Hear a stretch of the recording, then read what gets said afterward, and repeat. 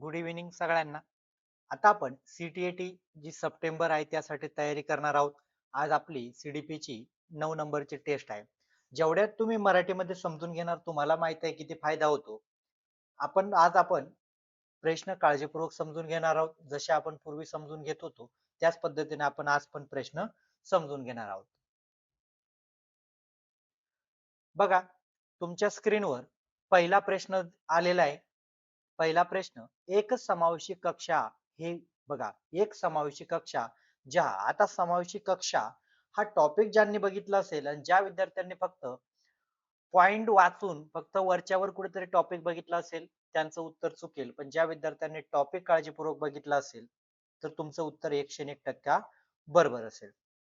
बघा आता पहिलं ऑप्शन काय म्हणतंय बघा, एक समावेशी कक्षा वहा ज्या, मग आता वहा म्हणजे तिथे काय असतं, जहा कशाचा विचार केला जातो असा प्रश्न तुम्हाला विचारलेला आहे. पहिलं म्हटलेलं आहे समस्याओं का अधिक अधिक समाधान करने की संभावना. बघा, समस्याओं का अधिक अधिक समाधान करने की संभावना की दृष्टि से बच्चों को सक्रिय भागीदारी करते. म्हणजे समावेशी शिक्षा आपण याला म्हणतो का, समस्या सोडवण्यासाठी विद्यार्थ्यांना काय करा, सक्रियपणे भागीदारी करा. काय करा, सक्रियपणे अधिक अधिक समस्या सोडवण्यासाठी त्यांना भागीदारी करणे म्हणजे एकत्रित करणे. पहिला ऑप्शन म्हणताय. दुसरं ऑप्शन म्हटलेलं आहे बघा, अध्यापक प्रत्येक अधिगमकर्ताओं को, अधिगमकर्ता म्हणजे विद्यार्थी, अध्यापक प्रत्येक अधिगमकर्ताओं को हाँ, के लिए वैविध्यपूर्ण व सार्थक अधिगम, सार्थक सार्थक बघा, सार्थक अधिगमात्मक अनुभव हेतू परिवेश का निर्माण करते. बघा, जरी पहिला ऑप्शन जर तुम्हाला बघितलं तर पहिला ऑप्शन कशावर केंद्रित आहे, विद्यार्थ्यांनी फक्त एकत्र कशासाठी यायचं, अधिक अधिक समस्या सोडवण्यासाठी. पण दुसरं ऑप्शन बघा, जे शिक्षक आहेत, जे विद्यार्थी अधिगम करताना काय करतात, सार्थक वातावरण पण निर्माण करतायत आणि अनुभव हेतू परिवेश का निर्माण करते. समावेशी शिक्षणाचा जर तुम्ही विचार केला तर समावेशी शिक्षण म्हणजे फक्त विद्यार्थ्यांना अधिक अधिक समाधान करणं याच्यावर सक्रिय भागीदारी नाही, तर सगळ्यात महत्वाचं काय असतं, समावेशी शिक्षण म्हणजे काय, वेगवेगळे जे विद्यार्थी असेल, वेगवेगळ्याची पार्श्वभूमी असेल, त्यांचे बौद्धिक स्तर असेल, यांना एकत्र करणं आणि त्यांच्यासाठी काय केलं करायचं आहे, अनुभवात्मक हेतू परिवेश का निर्माण करणं, का त्यासाठी काय केलंय, जे त्यांना शिकण्यासाठी ज्या गरजा आहेत त्या गरजा पूर्ण करतं. म्हणजे बघा, ऑप्शन एक पेक्षा दोन दुसरं ऑप्शन काय अजून बेस्ट भेटलं. तिसरं म्हटलंय, तब आकलन की पुनरावृत्ती होती रहती. बघा, आता आकलनची पुनरावृत्ती करणे, हे करणं किंवा न्यूनतम श्रेणी प्राप्त करणं हे समावेशी शिक्षणाचा उद्देश आहे का, तर अजिबात नाही. विद्यार्थियों का भार कम करने के लिए अध्यापक केवल अनुमोदित पुस्तकों को ही पढ़ाते. म्हणजे विद्यार्थ्याचा पाठ्यपुस्तकाचा भार कमी करून टाका आणि अनुमोदित पुस्तकं वाचा, यासाठी समावेशी शिक्षण असतं का, तर अजिबात नाही. समावेशी शिक्षणाचा हेतू काय असतो, ऑप्शन 2 बघा, यामध्ये विद्यार्थ्यांच्या गरजेनुसार वातावरण निर्माण करणं आणि त्यांना अनुभव येतो आणि सार्थक विकास करणं. सार्थक म्हणजे सर्वांचा विकास झाला पाहिजे, हे समावेशी शिक्षणाचा सगळ्यात महत्वाचा उद्देश असतो. त्याच्यानंतर प्रश्न दुसरा बघा, अशा पद्धतीचे प्रश्न तुम्हाला यायला लागलेले आहेत. बघा, अशा पद्धतीचे प्रश्न तुम्हाला यायला लागले, त्यासाठी तुम्ही तयारी करणं फार गरजेचं आहे. बघा, प्रश्न दुसरा काळजीपूर्वक बघू. काय म्हणतोय बघा, निम्नलिखित में से कौन सा पाठ्यक्रम विकास का सही क्रम है. बघा, निम्नलिखित में से कौन सा पाठ्यक्रम विकास का सही क्रम म्हणजे काय, ज्या पद्धतीने आपण पाठ्यपुस्तक तयार करतो त्याचा सही क्रम तुम्हाला विचारलेले आहे. गठन करण्याचा सही क्रम तुम्हाला विचारलेला आहे. आता पहिलं दिलेलं आहे उद्देशों का मूल्यांकन. पहिलं ते काय दिलं, जे उद्देश आहे त्याचं मूल्यमापन करा. दुसरं म्हटलं उद्देशों का गठन. तिसरं म्हटलं शैक्षणिक अधिगम अनुभव को लागू करना. आणि चौथं दिलेले शैक्षणिक सीखने का अनुभव का चेंज करना. आता सगळ्यात महत्वाचं बघा, तुम्ही पाठ्यपुस्तक तयार करत असताना सगळ्यात पहिले काय करणार, पहिलं ऑप्शन बघू, उद्देशों का मूल्यमापन करणार का डायरेक्ट. सगळ्यात पहिले काय असेल, उद्देशों का गठन करणार. काय करणार, जे उद्देश आहेत त्या उद्देशों का गठन, का कोणते उद्देश आपण ठरवले पाहिजे, कोणते उद्देश ठरवले पाहिजे याचं काय करणार तुम्ही, गठन करणार. काय करणार, गठन करणार. बरोबर आहे की नाही. त्यानंतर काय करणार तुम्ही, उद्देश का गठन केल्यानंतर काय करणार, जे मी उद्देश घेतलेले त्याचं मूल्यांकन केलं पाहिजे. हा उद्देश बरोबर आहे का, मी निवडलेला उद्देश. म्हणजे 2 नंबरला काय असेल तुमचं, उद्देश का मूल्यांकन असेल. बघा, आता जिथे दोन, आता प्रत्येक ऑप्शन मध्ये 2 आहे. आता 2 दुसऱ्यानंतर एक ऑप्शन कुठे बघा, म्हणजे इथे नाही म्हणजे हे तुमचं बाहेर झालं, इथे पण नाही म्हणजे हे बाहेर झालं. आता बघा तुमची लढाई राहिली 1 आणि 2 मध्ये. आता तुम्ही बघितलं सगळ्यात पहिले आपल्याला काय करावं लागतं, उद्देशक गठन, उद्देशांची निवड, त्याच्यानंतर उद्देशाचं मूल्यमापन करावं लागतं. कळालं? म्हणजे 2 आणि 1 कळालं. त्याच्यानंतर काय म्हटलंय बघा, शिक्षण अधिगम को लागू करना. शिक्षण अधिगम लागू करून डायरेक्ट चालेल का? डायरेक्ट लागू करून चालेल का? सगळ्यात पहिले आपल्याला काय करावं लागेल, शिक्षण सीखने के अनुभव का चयन करना. काय करावं लागेल तुम्हाला, अनुभवाचा चयन करावा लागेल. म्हणजे उदाहरणार्थ बघा, तुम्ही उद्देश ठरवले का आपल्याला हिवाळा हिवाळा या संदर्भात आपले काय उद्देश आहेत, काय केलं उद्देश आहेत. त्याच्यानंतर मूल्यमापन केलं. काही हिवाळ्याची संकल्पना समजण्यासाठी खरंच या आपण जे ठरवलेले जे उद्देश आहेत ते बरोबर आहेत का, मूल्यमापन केलं. त्याच्यानंतर सीखने का अनुभव का चयन करणं. अनुभव का चयन करणं म्हणजे काय, सीखने का अनुभव का, का तुम्ही आता हा हिवाळा टॉपिक शिकवण्यासाठी काय काय अनुभव देऊ शकतात, अनुभवाचं चयन करणार आणि नंतरून काय करणार, ऑप्शन 3 च जे आहे ते केव्हा करेल, शेवट लागू करणार ना, का पहिले लागू करणार. म्हणून तुमचं उत्तर काय असेल, 1 नंबरला 2 पाहिजे, हा त्यानंतर काय पाहिजे, 1 पाहिजे, त्यानंतर 4 पाहिजे. कुठे भेटलंय तुम्हाला, ऑप्शन 3 मध्ये भेटलेले बघा. संकल्पना अजून तुम्ही तुम्ही थोडी समजून घ्या, का उद्देश आपल्याला सगळ्यात पहिले ठरवावे लागतात गठन, त्याच्यानंतर मूल्यमापन करावं लागतं. त्यानंतर जे मी ठरवलेले उद्देश आहेत त्याला कोणत्या पद्धतीचे अनुभव लागतील, कोणत्या पद्धतीचे अनुभव लागतील हे मला ठरवावं लागेल. आणि सर्वात शेवट काय करावं लागेल, लागू करावं लागेल. काय करावं लागेल, लागू करावं लागेल. हा क्रम जिथे असेल म्हणजे 2 1 4 3 हा क्रम म्हणजे ऑप्शन 3 मध्ये तुम्हाला मिळालेला आहे. त्यामुळे विश्लेषण बारकाईने बघा. इथे पाठांतर बेस करणारे विद्यार्थी पासच होत नाही, ज्यांना पाठांतराची सवय असते. प्रश्न तिसरा बघा, काळजीपूर्वक आपण समजून घेऊ.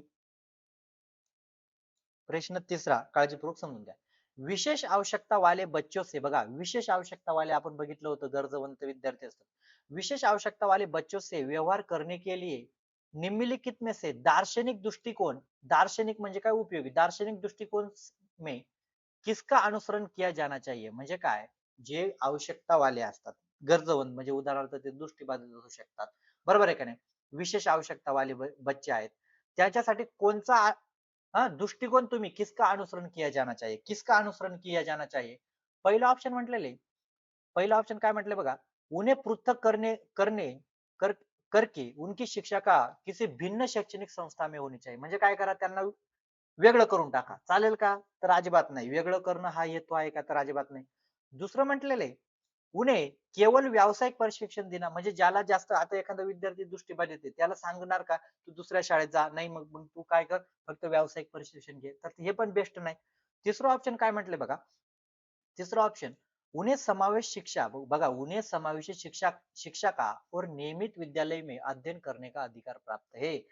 आपण बघा समावेशी शिक्षण काय म्हणतं, का विद्यार्थी दृष्टीबाधित असेल, श्रवण बाधित असेल, त्याला काय करा, जे नियमित विद्यालय आहेत, नियमित म्हणजे सामान्य मुलांची जी शाळा आहे त्याचबरोबर काय करा, त्याला शिकवा. म्हणजे हा त्याचा अधिकार आहे. ऑप्शन 3 थोडं काय बेस्ट वाटतंय, काय बरोबर आहे का नाही, अधिकार प्राप्त आहे. आणि चौथा ऑप्शन काय म्हटलेले, उन्हें किसी प्रकार की शिक्षा की आवश्यकता नाही. असं चालेल का, तुम्हाला शिकायची गरज नाही, म्हणजे हे पण चांगलं नाही. सगळ्यात बेस्ट काय आहे, ऑप्शन 3 आहे. कारण जे नियमित विद्यालय, जे सामान्य मुलांबद्दल बरोबर काय करायचं, त्यांना अध्यापन करायचंय, मग त्यांच्या गरजेनुसार तुम्हाला साधनं वापरावे लागतील. त्याच्यानंतर प्रश्न चौथा बघा, जेवढं काळजीपूर्वक समजून घेणार तेवढाच पाहिजे. व्हिडिओ सर्वांनी लाईक करा, जास्तीत जास्त मित्रांपर्यंत शेअर करा, व्हिडिओ सर्वांनी लाईक करा आणि चॅनल सबस्क्राईब करा. प्रश्न चौथा, शिक्षा का उद्देश होना चाहिए. बघा आता शिक्षा का उद्देश किंवा शिक्षणाचा उद्देश काय असतो हे आपल्याला पहिले माहित पाहिजे. शिक्षा का उद्देश काय पाहिजे, पहिले म्हटलेले, विद्यार्थियों को व्यावसायिक कुशलता का विकास करना. फक्त विद्यार्थ्यांमध्ये व्यावसायिक कुशलता निर्माण केली त्याला तुम्ही शिक्षण म्हणणार का. दुसरं म्हटलंय, विद्यार्थियों में सामाजिक जागरूकता का विकास करना, सामाजिक जागरूकता विकास करना.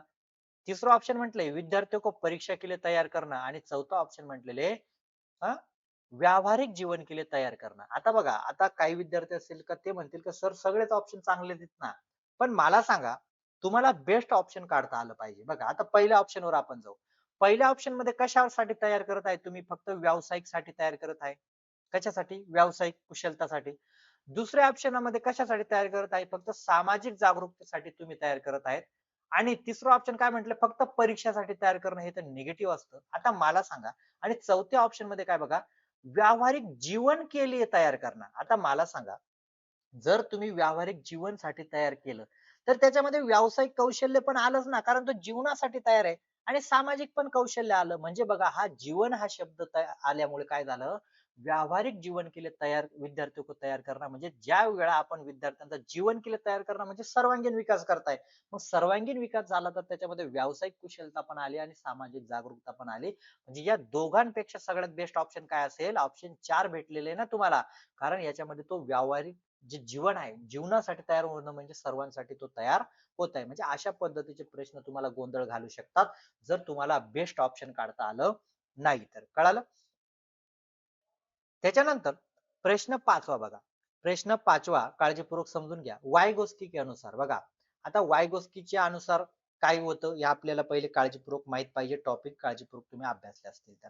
प्रश्न 5वा वायगोस्की के अनुसार विचार भाषा को सुगम बनाते? तर अजिबात नाही. विचार भाषाला सुगम कोण म्हणतं? पियाजे म्हणतो. बच्चे सक्रिय रूप से सीखते कोण म्हणतं? तुमचा पियाजे म्हणतो. शुरुआती काल में भाषा और विचार अलग होते.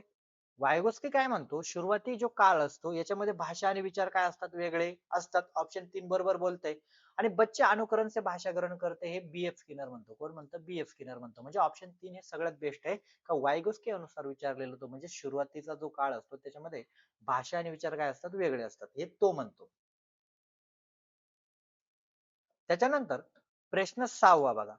प्रश्न 6 काळजीपूर्वक समजून घ्या.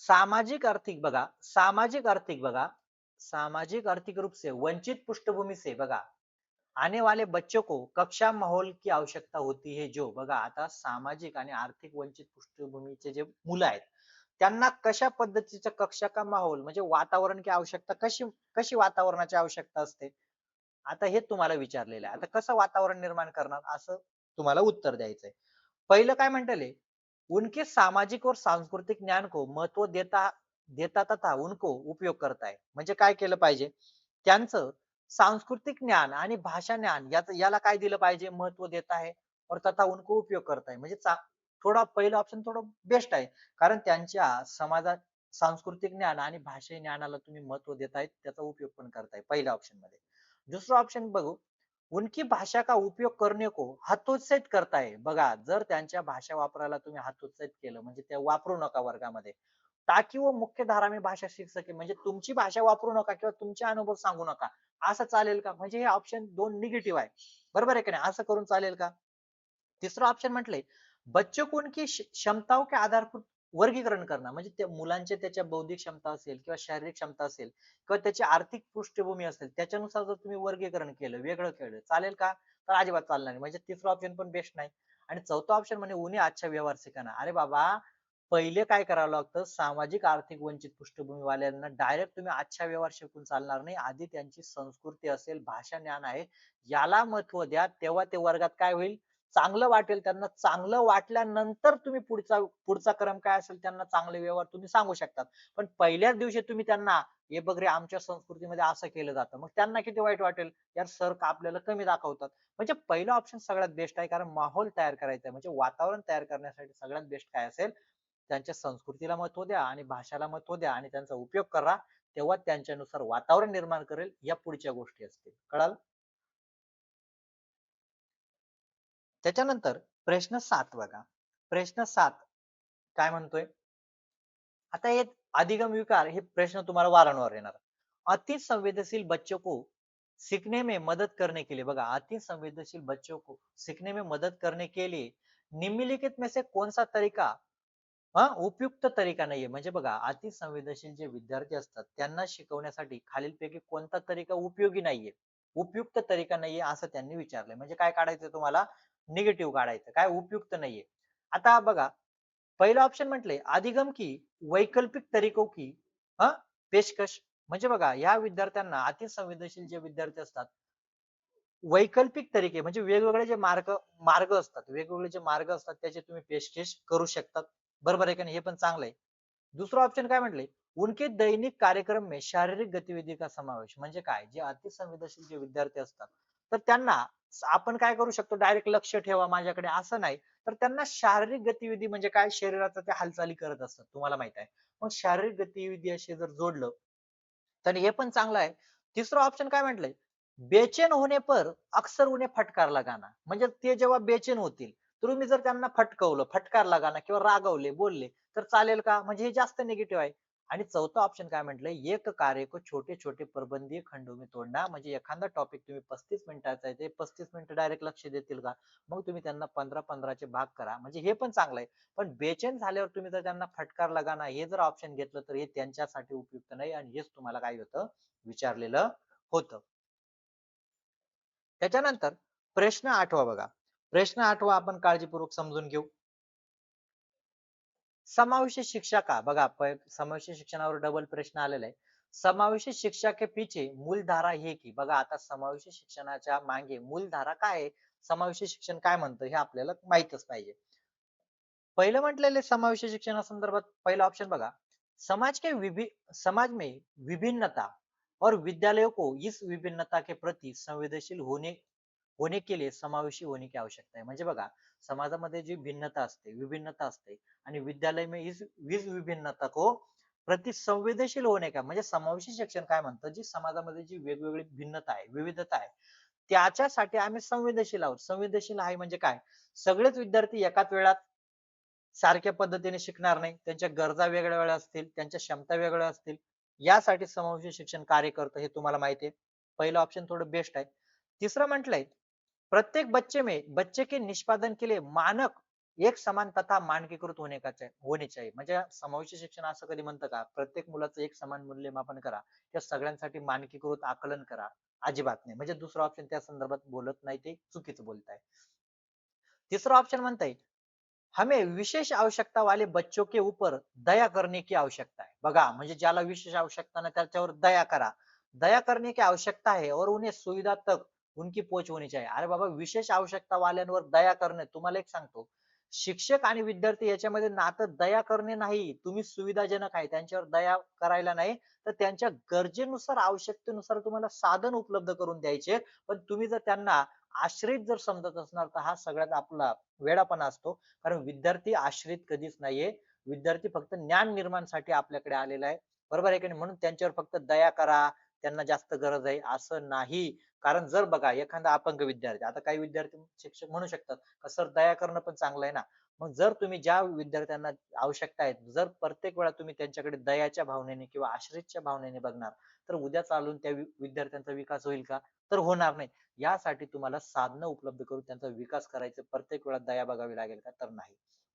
चौथा ऑप्शन काय म्हटले बघा विशेष आवश्यकता वाले बच्चों के लिए अलग विद्यालय की आवश्यकता करना लागत प्रभाव नाहीये म्हणजे काय त्या मुलांसाठी काय करायचं विशेष आवश्यकता जे आहे त्यांच्यासाठी वेगळं विद्यालय की आवश्यकता करना लागत का प्रभाव नाही म्हणजे काय त्यांच्यासाठी वेगळा विद्यालय बनवा काय बनवा वेगळे विद्यालय बनवा आणि जे आपले समावेशी शिक्षणामध्ये ते योग्य शिकवतील अशा पद्धतीचं आहे. पण सगळ्यात बेस्ट असतं समावेशी शिक्षणामध्ये काय असतं, का विद्यार्थ्यांची जी वेगवेगळी समाजामध्ये भिन्नता असते, त्या भिन्नतेचा विचार करून समावेशी शिक्षण चालतं. हे तुम्हाला माहित आहे. त्याच्यानंतर प्रश्न 9 बघा. प्रश्न 9 काळजीपूर्वक समजून घ्या. प्रश्न 9 जब एक निर्योग्य बच्चा बघा निर्योग्य बच्चा म्हणजे काय त्याला खूप काही गोष्टी येत नाही असं आपण निरोग्य कशाला म्हणतो का त्याला काही येत नाही त्याला आपण निर्योग्य म्हणतो बघा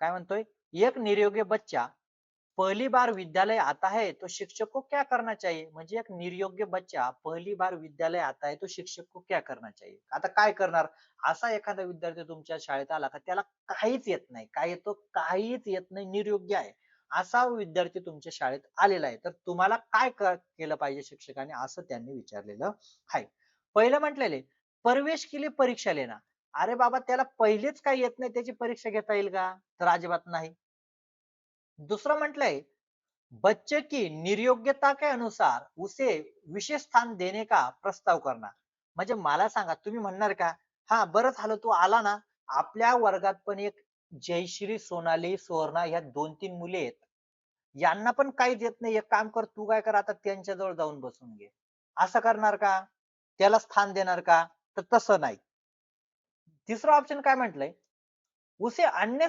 विद्यार्थियों से अलग करना डायरेक्ट वेगळं करून टाका किंवा असं चालेल का तुला काही येत नाही, मग एक काम कर, तू डायरेक्ट कोपऱ्याला बैस किंवा त्या माझ्याकडे पण असे विद्यार्थी आहेत, त्यांच्यामध्ये जाऊन बैस, तर अजिबात नाही. हा, किंवा तू शेवट जाऊन बस, तुला काही येत नाही. म्हणजे हे पहिलं ऑप्शन, दुसरं आणि तिसरं पण काही वेगळं, म्हणजे काहीच त्या संदर्भात योग्य नाही. आणि चौथं ऑप्शन काय म्हटलंय बघा, सहकारी योजना विकसित करणे. बघा, सहकारी योजना विकसित करने के लिए बच्चों के माता पिता के साथ चर्चा करनी चाहिए. म्हणजे काय, त्याचे जे आई वडील, आता त्याला तर बिचाऱ्याला काही येतच नाहीये, कारण तो निरयोग्य आहे, कारण म्हणताना काय म्हटलं, निरयोग्य. मग तुम्ही काय करा, त्याचे जे आई वडील आहेत त्या आई वडिलांबरोबर काय करा, चर्चा करा, नक्की काय झालेलं होतं, हा का मागे पडला, एवढं याच्या मागील कारण काय, ते तुम्ही तपासून गेल्यानंतर पुढची पायरी तुम्ही करू शकतात. पण डायरेक्ट त्याच्या परीक्षा घेणे आणि त्याला स्थान देणं आणि त्याला वेगळं करणं, हे करण्यापेक्षा सगळ्यात बेस्ट उपाय काय आहे, का त्याच्या आई वडिलांची चर्चा करू शकतात, हे सगळ्यात बेस्ट आहे. त्याच्यानंतर प्रश्न 10 काय म्हणतोय बघा, प्रश्न 10 काळजीपूर्वक समजून घ्या. समस्या समाधान का प्रथम चरण. समस्या समाधान का प्रथम चरण म्हणजे बघा, ज्या वेळा पण आपल्याला एखादी समस्या निर्माण होते किंवा काय असते, त्याचा पहिला चरण विचारले, काय विचारलेले, पहिलं चरण तुम्हाला विचारलेलं आहे. आता सगळ्यात पहिले काय करणार तुम्ही, समस्या हल करणार का, पहिलं चरण समस्या हल करणं आहे का, समस्या को चुनना आहे का, तिसरं म्हटलं समस्या समाधान के तरीके ढूंढना, आणि चौथं म्हटले परीक्षण करणं. आता सगळ्यात महत्वाचं, सगळ्यात पहिलं काय असतं, समस्या चुनना. नक्की काय समस्या आहे, ही तुमची ओळख ओळख झाली पाहिजे का नाही, आणि हल करणं केव्हा असेल, समस्या को हल करना लास्ट असेल ना, हे तुम्हाला लास्ट असेल, सोडवणार केव्हा, चिन्ह असेल. त्याच्यानंतर तुम्ही समस्या परीक्षण काय करू शकतात, परीक्षण करणार, ही समस्या नेमकी काय आहे याचं परीक्षण करू शकतात 2 नंबरला. 3 नंबरला काय म्हणणार, समस्या समाधान के तरीके चुनणार. आता समजा तुमची समस्या आहे, आपण समजा तुम्ही रस्त्याने शाळेत जात होतो, तुमची सायकल पंक्चर झाली, समस्या झाली, त्यानंतर काय करणार, परीक्षण करणार, यार बाबा मागचं चाक खराब आहे का पुढचं आहे, कळालं. त्याच्यानंतर समस्या समाधान के तरीके ढूंढणार, काय करणार, मी सायकल उचलून घेऊन जाऊ का इथेच लावून देऊ, काहीतरी उपाय करणार ना. आणि शेवट काय करणार, तुम्ही सोडवणार. म्हणजे सगळ्यात परत तुम्हाला प्रथम चरण विचारलेलं होतं, प्रथम चरण समस्या को चुनना, आणि शेवटचं चरण विचारलं तर हल करणं असेल, कळालं. म्हणजे अशा पद्धतीचा प्रश्न जे विद्यार्थी विश्लेषण काळजीपूर्वक बघतात ना, ते खूप प्रश्न तयार करू शकतात आणि त्यांची उत्तरं देऊ शकतात. पण ज्यांना विश्लेषण नकोय, डायरेक्ट उत्तर पाहिजे, ते विद्यार्थी एकच उत्तर तेवढं झालं, त्यांना प्रश्न फिरवला का परत ते चुका करणार. प्रश्न 11 बघा, कोई छात्र कोई छात्र बोलने की कला कैसे सीखता है. म्हणजे बघा, कोई छात्र किंवा कुठलाही बालक असेल किंवा कुठलाही मनुष्य बोलने की कला कैसे सीखता है, असं तुम्हाला त्यांनी विचारलंय. कशा पद्धतीने बोलण्याची कला शिकतो, पहिलं म्हटलेले कठीण पाठ्यसामग्री को पडकर. म्हणजे काय करा, त्याला कठीण पाठ्यसामग्री वाचायला द्या, तेव्हा तो बोलण्याची कला शिकेल का, तर अजिबात नाही. दुसरं ऑप्शन काय म्हटले, जीवन की वास्तविकता पर चर्चा करके. सगळ्यात बेस्ट आहे, मुलं भाषा केव्हा शिकतात किंवा बोलणं केव्हा शिकतात, जीवनामध्ये जे वास्तविक आहे त्याच्यावर चर्चा करूनच शिकतात ना, बोलणं. म्हणजे दुसरं ऑप्शन काय, थोडं बेस्ट आहे, कारण वास्तविकता आहे जीवनाची. तिसरं म्हटलंय, शिक्षक द्वारा उपलब्ध कराई गई पाठ्यसामग्री. अरे बाबा, ज्या वेळात मूल शाळेत पण जात नव्हतं त्या आधी पण बोलत होतं, मग शिक्षक कुठे गेला होता. म्हणजे तिसरं ऑप्शन बेस्ट आहे का. बोलते समय सभी गलतियों को नजरअंदाज करे. बोलते समय सभी गलतियों को नजरअंदाज, म्हणजे नजरअंदाज करण्याने तो शिकतो का. सगळ्यात महत्वाचं, मुलं बोलके केव्हा होतात का, जीवनामध्ये जी वास्तविक परिस्थिती असते याच्यावर चर्चा करत असतात आणि बोलण्याची कला काय असतात, शिकून जातात. बघा, ज्या विद्यार्थ्यांना बॅच जॉईन करायचे, अजून आपल्याकडे भरपूर दिवस आहे. तुम्ही पेपर 1 पेपर 2 दोघांसाठी बॅच जॉईन करू शकतात. पेपर 1 ची बॅच तुम्हाला जॉईन करायची असेल, पेपर 2 ची तुम्हाला आकर्षक ऑफर दिली जाईल. तुम्ही पीएससी सो अकॅडमी ह्या ऍप्लिकेशन डाउनलोड करा. काय अडचण असेल तर या मोबाईल नंबरवर तुम्ही संपर्क करा. त्यामध्ये तुम्हाला ऑनलाईन टेस्ट सर्व विषय, हा, त्याच्यामध्ये modern question paper, NCERT notes आणि सर्व टॉपिक मराठी आणि हिंदीमध्ये आकलन होण्यासाठी. त्यामुळे ही बॅच जॉईन करण्यासाठी सगळ्यात पहिले ऍप्लिकेशन डाउनलोड करा. तुम्ही हे ऍप डाउनलोड करा आणि बॅच जॉईन करण्याआधी एक एसएमएस किंवा कॉल करा. तुम्हाला सर्व काही माहिती आणि ऑफर सुद्धा दिली जाईल, कळालं. लवकरात लवकर बॅच जॉईन करा. ही जरी फी दाखवत असेल याच्यामध्ये पण तुम्हाला ऑफर दिली जाईल. त्याच्यानंतर प्रश्न 12 काय म्हणतोय बघा, प्रश्न 12, मानव विकास को इन क्षेत्रों में विभाजित किया है. बघा, आता मानवाचा जो विकास आहे इन क्षेत्रों में विभाजित किया है. आता कोणत्या क्षेत्रामध्ये विभाजित केलेला आहे, आता तुम्हाला माहितीये जे टीईटी वाले तिथे इथे गोंधळ करू शकतात, पण सीटीईटी वाले बरोबर असतात. आता मानव जो विकास आहे, पहिलं ऑप्शन म्हटले संवेगात्मक, संज्ञानात्मक, आध्यात्मिक, सामाजिक असं केलंय का? तर अजिबात नाही. आध्यात्मिक मग शारीरिक कुठे गेला? म्हणजे पहिलं ऑप्शन बाहेर झालं. दुसरं म्हटलंय मनोवैज्ञानिक, संज्ञानात्मक, संवेगात्मक. अरे बाबा, मग तुमचा सामाजिक कुठे गेला? सामाजिक नाहीये दुसऱ्या ऑप्शन मध्ये. तिसऱ्या ऑप्शन म्हटले तिसऱ्या ऑप्शन मध्ये म्हटले शारीरिक विकास आहे, आध्यात्मिक आहे, संज्ञानात्मक आहे, सामाजिक आहे. पण तुमचा संवेगात्मक विकास दिसत नाही तिसऱ्या ऑप्शन मध्ये, म्हणजे तिसरं पण येत नाही. चौथं ऑप्शन काय म्हणते बघा, तुमचा शारीरिक विकास, संज्ञानात्मक विकास, संवेगात्मक विकास आणि सामाजिक विकास याच्यामध्ये काय केलं, विभाजित केलेलं आहे ऑप्शन 4 नुसार. कळालं? त्याच्यानंतर प्रश्न 13 बघा. प्रश्न 13 काय म्हणतोय काळजीपूर्वक समजून घेऊ. प्रश्न 13, भाषाओं को बघा, भाषाओं को समझना, भाषाओं को समझना और उपयोग करने की क्षमता बनाता है, हाँ क्षमता बनाता है. भाषाओं को समझना काय म्हटले, भाषाओं को समझना और उपयोग करना बच्चों को सक्षम बनाता है. काय म्हणताय, बच्चों को सक्षम बनाता है. आता कशामध्ये, आता भाषा उपयोग करणे कशामध्ये सक्षम बनत आहे अशा पद्धतीने तुम्हाला विचारलंय. विचारों के बीच संबंध बघा, पहिला ऑप्शन थोडं बेस्ट आहे. विचारों के बीच संबंध बनाने हेतू, बरोबर आहे, विचारांमध्ये संबंध वाढवण्यासाठी किंवा लावण्यासाठी भाषा महत्वाची असते. दुसरं म्हटलेलं आहे लोगो और वस्तू, वस्तू संबंध बनाने में, लोगो वर वस्तू म्हणजे काय, समाजामध्ये आपल्याला सामाजिक संपर्क निर्माण करायचे असेल, विचारांची देवाणघेवाण करायची असेल तर काय होईल, तिथे पण दुसरं ऑप्शन पण बेस्ट आहे. तिसरं ऑप्शन म्हटलंय परिवेश को अपने आसपास से संबंधित करना, बघा परिवेश अपने आसपास से संबंधित करना म्हणजे समाजामध्ये आपण बघा जर तामिळनाडूमध्ये गेलो आणि तिथली भाषा तमिळ बोलत राहिलो तर सगळे आपल्याकडे आकर्षित होतील. म्हणजे काय असेल, परिवेश को अपनाना, यासाठी पण भाषा उपयोगी आहे. म्हणजे तिघ ऑप्शन उपयोगाचं म्हणजे काय, इनमें से सभी साठी काय आहे, भाषा समजना और उपयोग करणं महत्वपूर्ण आहे. म्हणजे ऑप्शन काय असेल तुमचं उत्तर, इनमें से सभी. त्याच्यानंतर प्रश्न 14 बघा. प्रश्न 14 काळजीपूर्वक समजून घेऊ. विद्यार्थियों द्वारा की गई गलती और त्रुटियां म्हणजे काय, विद्यार्थी द्वारा की गई गलती और त्रुटियां म्हणजे विद्यार्थ्यांकडून होणाऱ्या चुका. चुका आता अशा संदर्भात तुम्हाला विचारले. आता चुकांसंदर्भात काय म्हटलेले बघा. पहिलं ऑप्शन म्हटलंय बच्चों को कमजोर अथवा उत्कृष्ट चिन्हित करणे के अवसर आहे. म्हणजे काय, चुकांमधून काय करा तुम्ही, तू कमजोर आहे आणि हा चांगला आहे यासाठी ती संधी उपलब्ध करणार का, आजचे अवसर आहे तर अजिबात नाही. म्हणजे पहिलं ऑप्शन बाहेर झालं.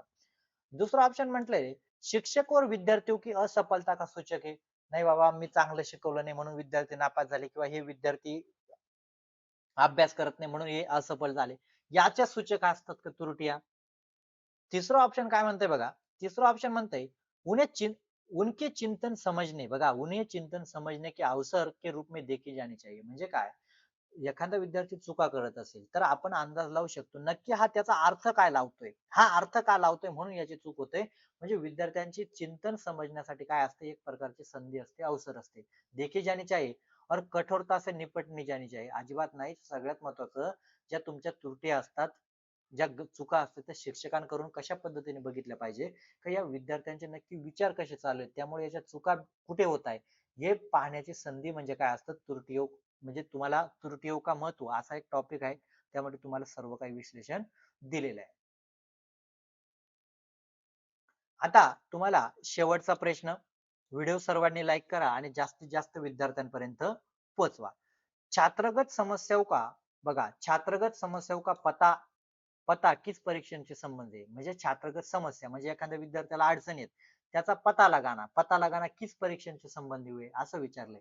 आता तुम्हाला माहिती आहे संज्ञानात्मक चालेल का, तर अजिबात नाही. याला काय चालेल, निदानात्मक जे परीक्षण असतं याद्वारे विद्यार्थ्यांच्या चुका तुम्ही शोधू शकतात. भावनात्मक चालेल का, कार्यात्मक चालेल का, सगळ्यात महत्वाचं काय असेल, निदानात्मक जे परीक्षण असतं याद्वारे विद्यार्थ्यांच्या चुका समस्या ते तुम्ही शोधू शकतात. म्हणजे काय असेल, निदानात्मक असेल. व्हिडिओ सर्वांनी लाईक करा. काही अडचण असेल तुम्ही या मोबाईल नंबरवर संपर्क करा आणि लवकरात लवकर बॅच जॉईन करा. 100% पास व्हायचं असेल तर 100% बॅच जॉईन करा, तुम्हाला निकाल 100% पासच असेल.